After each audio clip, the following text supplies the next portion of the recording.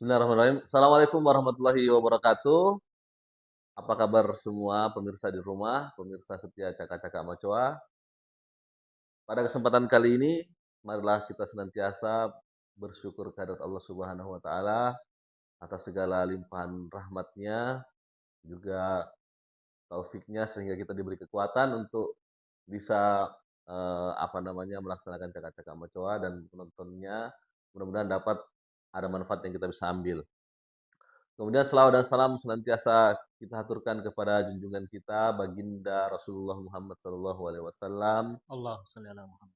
ya atas segala perjuangan beliau untuk menyampaikan nikmat iman dan Islam ini kepada kita semua. Hadirin sekalian yang sama-sama berbahagia, salah satu masalah di akhir zaman ini adalah uh, banyak sekali umat Islam yang tertinggal dari kondisi ekonomi, ya sehingga seolah-olah kalau kita beragama Islam itu akan menjadi eh, tidak memiliki kemampuan ekonomi, ya, atau miskin. Ya, padahal kalau dipikir-pikir zaman-zaman sahabat dulu banyak sekali sahabat-sahabat Rasulullah itu yang justru orang kaya raya, ya, pedagang, pebisnis, ya. Bahkan Rasulullah sendiri memotivasi bahwa 9 dari 10 pintu rezeki itu ada di bisnis, ya, perniagaan. Nah, pada malam hari ini kita akan membincang tentang bisnis, ya, bagaimana kita seorang muslim ini bisa membuka lapangan pekerjaan lewat bisnis. Nah, untuk itu telah hadir bersama kita Bapak Haji Sudikno SPD MPD. Beliau adalah Ketua IGI Sulbar sekaligus pemilik dari Omah Tempe Asifa. Jadi beliau adalah owner dari Tempe Asifa. Kemudian beliau juga adalah owner dari rumah singgah dan beberapa kos-kosan, ya. Telah hadir bersama kita di studio. Assalamualaikum Pak Tikno, apa kabar nih? Waalaikumsalam warahmatullahi wabarakatuh. Alhamdulillah. Alhamdulillah. Terima kasih Sehat, sudah sehat. hadir di studio Caka-Caka Macoa.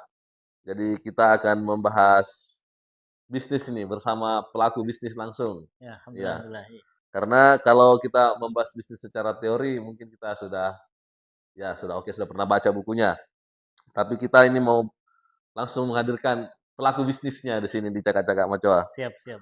Nah, langsung saja Pak, ya, menurut Bapak nih, kenapa umat Islam itu harus berbisnis? Eh, ya, terima kasih. Menurut saya begini, Pak.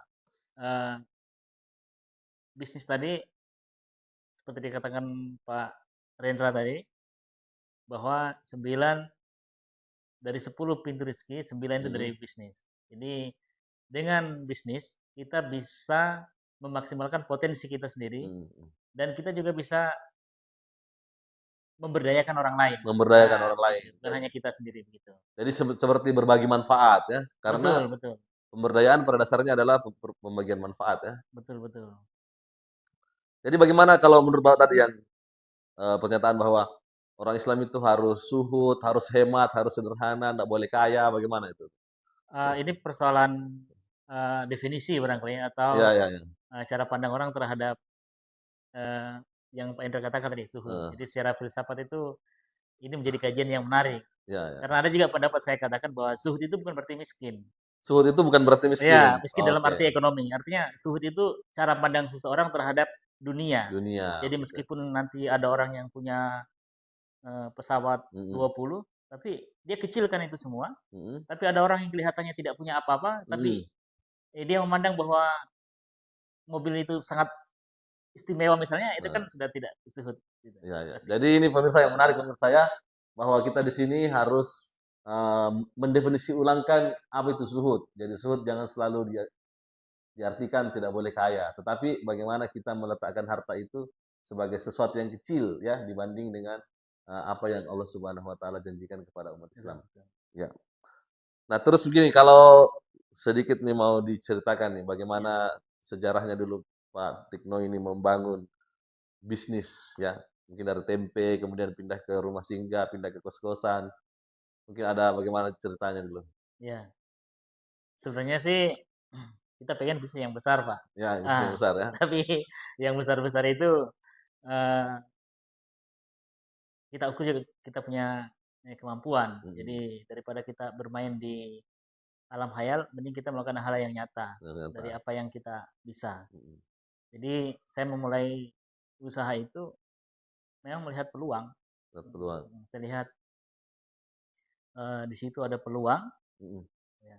Tadi yang kita tanya tentang tempe ya? Ya, bagaimana tadi saya mulainya bisnisnya mulai dari tempe Asifa, pindah ke susu tahu, Oh pindah ke iya, iya, sampai akhirnya ada rumah kos. Nah, iya, iya. Untuk tempe itu kan bermula gini Pak. Saya kan penggemar tempe. ya, ya, ya. Nah, jadi saya suka tempe yang kualitasnya itu bagus. Mm, Artinya bersih cara mm, pengelolaannya, mm. kemudian betul-betul teliti. Teliti. Nah, jadi saya tidak menemukan itu. Nah, jadi akhirnya saya bikin sendiri. Berarti ini adalah peluang. Peluang, betul. Saya Peluang. manfaatkan peluang itu. Nah, kemudian saya kerjakan sendiri. Awalnya saya kerjakan sendiri. Mm, Tapi karena semakin hari ternyata di Mamuju ini banyak orang yang berpikir sama seperti saya. Artinya pengen produk yang bagus. heeh. Jadi mulai kita kembangkan. Akhirnya sekarang kita mulai kewalahan.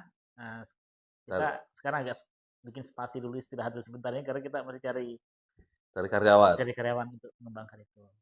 Ya, berarti tempe Asifa lagi cari karyawan, pemirsa di rumah, siapa tahu ada yang berminat, bisa mendaftar jadi manajer atau jadi karyawan dari tempe Asifa. Ya, berarti kalau kita ambil tadi, ini Pak ya, apa? Ya, Kita ambil benang merahnya bahwa untuk memulai bisnis itu yang pertama kita harus melihat peluang, betul. betul. Dan kemudian juga tidak boleh bisnis itu terlalu hayali, tapi walaupun kecil tapi nyata. Betul. Ya, Action Pak, action. action yang perlu. Ya, mungkin bisa dijelaskan lebih lanjut nih. Ya, action artinya gini, kalau Anda punya ide Ya, ide. tentang satu peluang usaha itu, langsung saja kita action aja. Kita punya konsep saya mau bisnis ini, kita kerjakan, nanti sambil kita kerjakan, kita evaluasi apa yang kurang. Nah, Apa kalau yang rugi lebih. bagaimana? Kan Kalau kita langsung action, tahu-tahu rugi, ya bagaimana? tidak ada yang rugi, Pak. Tidak ada yang rugi. Iya, Ya. karena gini, misalnya kayak gini contoh, saya bikin produk lah, senilai terolah modalnya 200.000 misalnya. Modalnya 200.000. Ya, namanya Baru belajar, baru baru belajar. mulai. Nah, kita lihat hasilnya. Kalau saya bagi dulu gratis, Pak. Saya bagi dulu gratis. Nah itu bukan gratis sebenarnya dalam tanda petik ya. Artinya kan saya minta responnya pelanggan sudah konsumsi. Bagaimana respon Anda terhadap produk saya? Kalau dia suka, itu jadi catatan saya. Oh bagus. Berarti kualitas ini saya bisa pertahankan. Hitung-hitung itu kalau dalam perusahaan besar kan ada namanya biaya riset, Pak. Ya riset. Riset. Nah, jadi kalau itu kita tidak usah biaya riset lah. Kita bagi saja. Kan dapat amal juga. Dapat amal ya. Jadi sudah untung. Sudah untung. Baru riset sudah untung. Sudah untung. Nah, berarti pemirsa untuk teman-teman yang bisnis bisa dijadikan garis bawahi bahwa bisnis itu ya harus selalu untung. Nah, untungnya ini dalam berbagai bentuk ya, salah satunya pahala. Seperti itu. Iya. Ya. Nah, kalau dari pengalaman ini, dari pengalaman membangun bisnis ini, kira-kira untuk wilayah Mamuju ini bisnis apa kira-kira yang paling cocok dalam? Iya. Ini perlu kajian sih. Perlu kajian. Kalau saya rasa di bidang kuliner itu bagus. Bagus ya, Ya, kuliner. kemudian ini saya baru menjajaki Pak. Jadi saya coba ini bisnis. Gini, ada satu persoalan. Jadi Sulbar ini khususnya Kota Mamuju itu banyak sekali pendatang dari berbagai daerah. Berbagai daerah. Mulai dari Pasangkayu, Mamuju Tengah, dari luar pulau juga bahkan ya? Ya, ada dari Polewali dan sebagainya. Nah, ketika beliau ke Mamuju, nah ini kan kalau harus bermalam, ini kan harus mengeluarkan biaya besar. Ya. Jadi saya terpikir, ini bagus deh kalau saya bikin namanya rumah singgah buat teman-teman saya. Di sini idenya rumah singgah ya? Ya, jadi teman-teman bisa singgah di tempat saya. Di tempat saya untuk sementara tuh gratis, Pak. Gratis. Tapi hanya cukup bayar uang listrik sama uang kebersihan. Bayar listrik sama kebersihan. Ya, karena itu kita bayar namanya listrik, ya, karena itu, air dan sebagainya. Harus jadi dibayar ya. Kalau menginapnya untuk sewanya masih gratis. Berarti ini bagian dari melihat peluang tadi ya? Iya Pak. Melihat peluang, kemudian action, seperti itu. Jadi tidak perlu berpikir terlalu lama. Dan jangan takut rugi, karena itu bagian dari riset. Ya, pokoknya tidak ada rugi Pak. Tidak ada rugi. Artinya kalau kita bikin produk kemudian dijual, itu kita kasih orang aja. Ya. Berarti ini bisa bernilai ibadah ini ya. Insya Allah, insya Bisa Allah. bernilai ibadah. Jadi apakah misalnya ada trik-trik tertentu supaya bisnis ini bisa bernilai ibadah? Kan kita mau pahala juga selain mau cuan. Iya, iya. Kalau saya sih dari guru saya bilang bahwa Eh, ketika sesuatu kita niatkan ibadah, ibadah.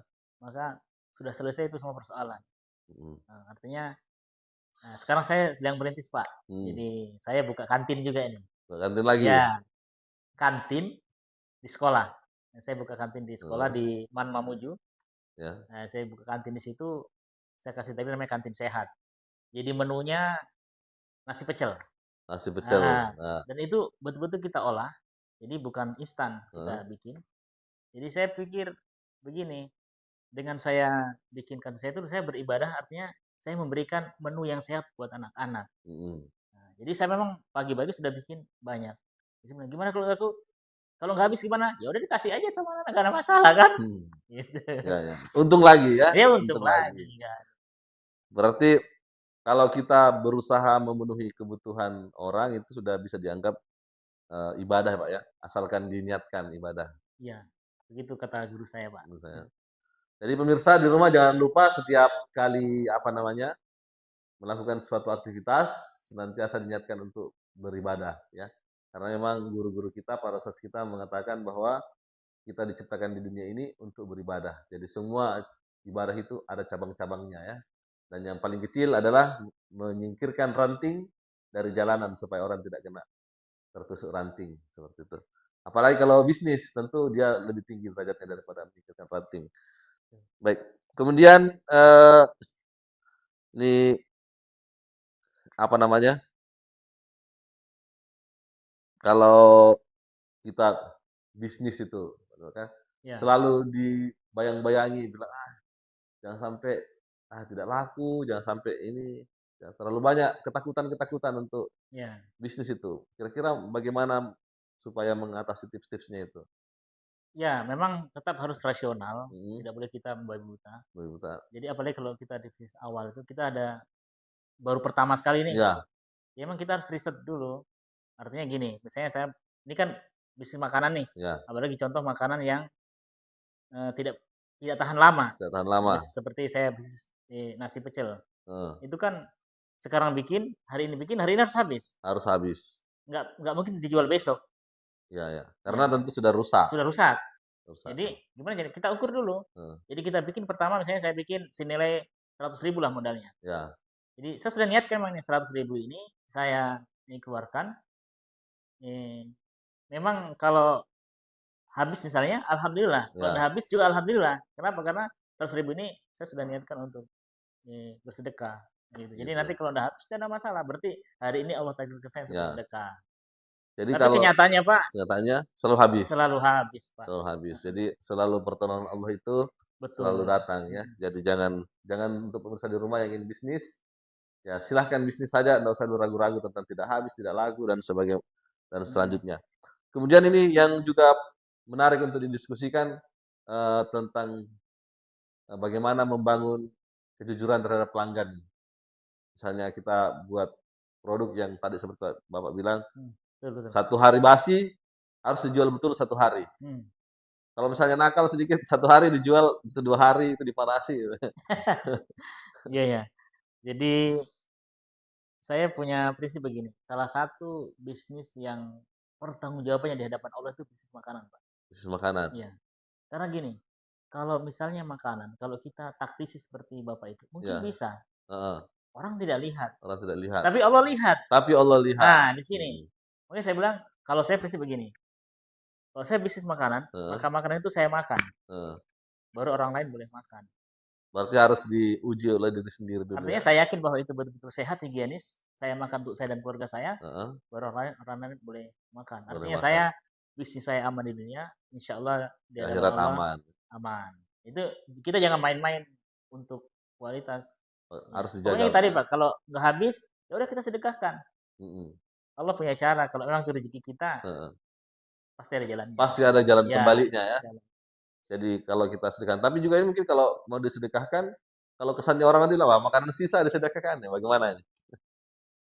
Eh, sebenarnya tidak juga seperti itu. Berarti harus sebelum, anggaplah dia bahas jam 5, mungkin jam 4 atau jam 3 sudah disedekahkan gitu. Iya jam, kita kan bisa ukur nih, saya Ya. kan kita beri juga harus yang terbaik nih. Heeh, heeh. Ya kita bisa rasa lah. Heeh. Eh, misalnya expirednya jam 5 nih Hmm. misalnya. Jam jam 2 siang kita sudah bisa ambil keputusan itu. Sudah bisa ambil keputusan Iya, ya. jangan nunggu setengah 5. Dan setengah 5 Heeh, sudah terlambat untuk, iya. bahkan kita sendiri tidak mau udah ya. Tapi jarang sekali itu terjadi, Pak. Jarang sekali Jarang sekali. terjadi. Nah, makanya kita kalau kita sudah rasa itu makanan kan enak, orang juga lidah Berarti kita inti sama inti gitu. intinya ini adalah jaga kualitas ya. Betul, Jaga heeh. kualitas, Kemampuan bahwa kita. kejujuran seorang pedagang itu di kualitas barangnya itu Ya, ya. dan kalau makanan itu, Pak, gini, enaknya itu tidak tergantung pada bumbunya, tapi tergantung dari doanya. Oh, enaknya tergantung Iya. tergantung dari bumbunya. Kalau kita niatkan, Heeh, Bismillahirrahmanirrahim, semoga yang makan makanan ini sehat, bagus rezekinya, heeh, enak di rasa di lidahnya. mhm. Insya Allah. Berarti kita dalam membuat juga tidak tidak apa, tidak boleh lupa berdoa ya. Iya, heeh. Harus berdoa. Karena yang bikin enak bukan bumbunya, tapi bumbu itu Tapi cuman Allah, bumbu itu cuma ikhtiar saja. jadi Heeh. ini catatan yang menarik pemirsa di rumah, Ya, bahwa kalau kita jual makanan, yang enak itu bukan bumbunya, bukan racikannya, tapi bagaimana Allah yang menurunkan rasa enak itu, maka kita harus senantiasa berdoa. betul, Berarti betul. ini kalau begini bisa kembali lagi ke rezeki ya. Setiap orang mungkin kalau meracik makanan pasti akan beda-beda rasanya tergantung rezekinya dan doanya daripada Allah Ya, ya. mungkin. Seperti itu. Jadi ini perlu catatan juga bagi teman-teman yang ingin memulai bisnis, ya jangan pernah lupa untuk selalu berdoa kepada Allah Subhanahu wa taala. Ya, kemudian apa lagi nih, Pak? Kalau selama ini yang Pak Tikno rasakan manfaat yang didapat dari bisnis ini, mungkin manfaatnya bisa manfaat secara lahiriah, bisa juga secara batiniah, atau apa bisa dibagikan sama pemirsa di Oh rumah? iya. Eh, baik Pak, kalau dari si manfaat itu kan begini, kita minta maaf ini kalau saya Ya, sebetulnya background saya bekerja sebagai ASN. ya Jadi profesi utamanya ya, seorang guru. ya artinya adalah pembeli beras saya. Begitu. Heeh, heeh.